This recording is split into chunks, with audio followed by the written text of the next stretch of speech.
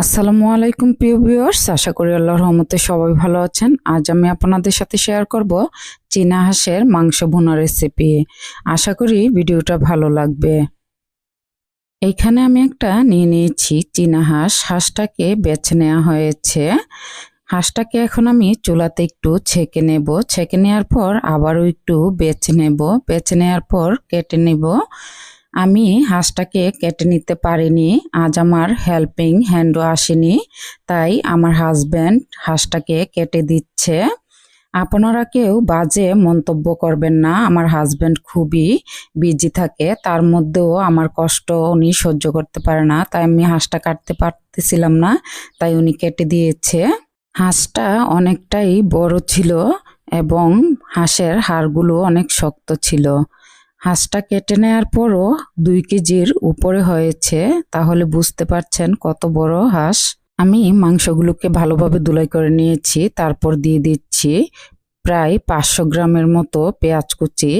এখানে বেশি করে পেঁয়াজ কুচি না দিলে হাঁসটা অনেক বড় ছিল, গ্রেভি অনেক কম হবে, খাওয়ার সময় মজা হবে না, তাই এতগুলো পেঁয়াজ দেওয়া হয়েছে।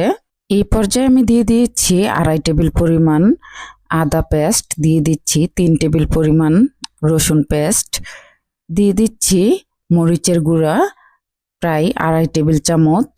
আপনারা ঝালটা আপনাদের পছন্দ অনুযায়ী দিয়ে দিবেন। দিয়ে দিচ্ছি হলুদের গুঁড়া 1/2 টেবিল চামচ। এই পর্যায়ে আমি দিয়ে দিচ্ছি জিরার গুঁড়া 2 টেবিল চামচ, দিয়ে দিচ্ছি ধনিয়া গুঁড়া 2 টেবিল চামচ, দিচ্ছি 1.5 টেবিল চামচ লবণ। লবণটা আপনাদের পছন্দ অনুযায়ী স্বাদ মতো দিয়ে দিবেন। দিয়ে দিচ্ছি 1/2 কাপেরও বেশি একটু রান্না করার সয়াবিন তেল।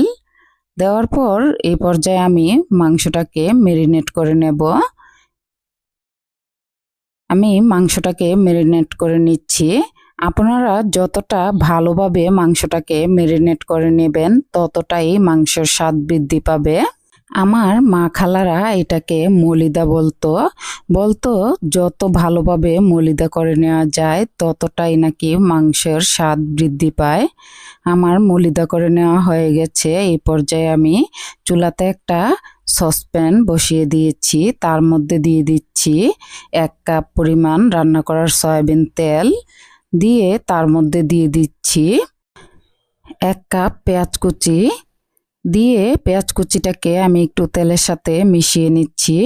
মিশিয়ে নেওয়া হয়ে গেলে এই পর্যায়ে আমি দিয়ে দিচ্ছি 3 টুকরো দারচিনির খাল, দিয়ে দিচ্ছি 10 থেকে 12টির মতো এলাচ, তারপর আমি দিয়ে দিচ্ছি লং 10 থেকে 12টির মতো, দিয়ে দিচ্ছি 1/2 চা চামচ পরিমাণের মতো গোলমরিচ, দিচ্ছি 1/2 চা চামচ পরিমাণের মতো মেথি, তারপর আমি দিয়ে দিচ্ছি 2টো তেজপাতা।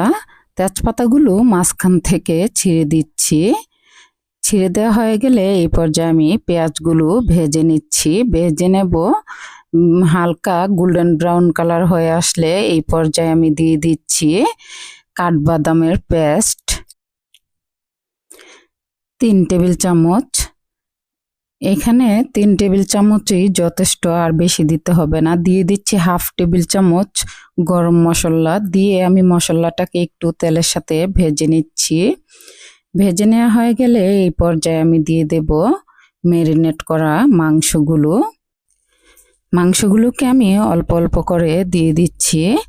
কিছুটা মাংস দিয়ে দেওয়ার পর আমি একটু মশলার সাথে নেড়ে চেড়ে মিশিয়ে নিচ্ছি, আর না হয়তো পেঁয়াজগুলো পুড়ে যাবে। নেড়ে নেওয়া হয়ে গেলে এই পর্যায়ে আমি দিয়ে দেব সম্পূর্ণ মাংসগুলোকেই।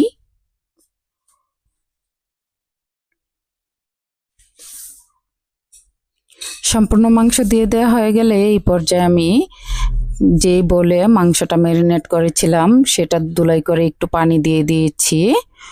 বেশি পানি দেওয়া যাবে না, অল্প একটু পানি দিয়েছি। দিয়ে ভালোভাবে নেড়ে চেড়ে মিশিয়ে ঢাকনা দিয়ে ঢেকে রেখে দিচ্ছি 10 মিনিটের জন্য।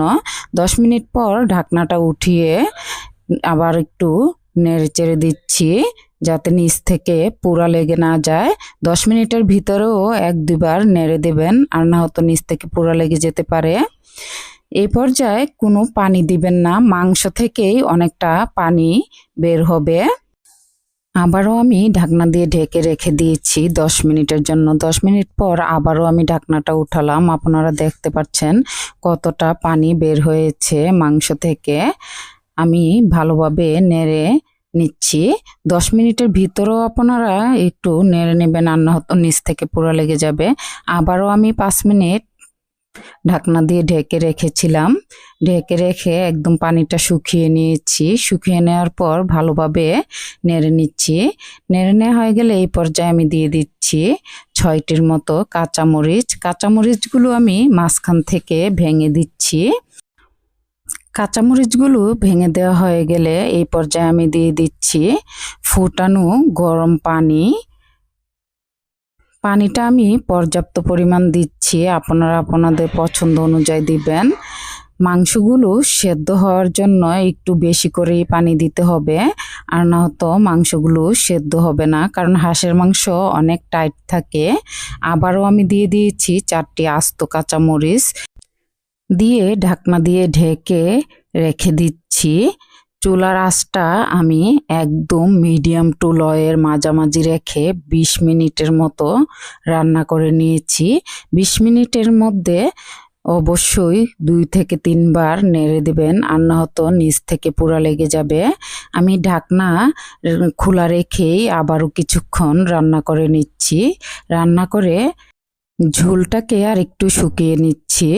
ঝোলটা আপনাদের পছন্দ অনুযায়ী রেখে দেবেন। আমার রান্নাটা হয়ে গেছে, আপনারা দেখেই বুঝতে পারছেন কতটা লোভনীয় ও পারফেক্ট হয়েছে।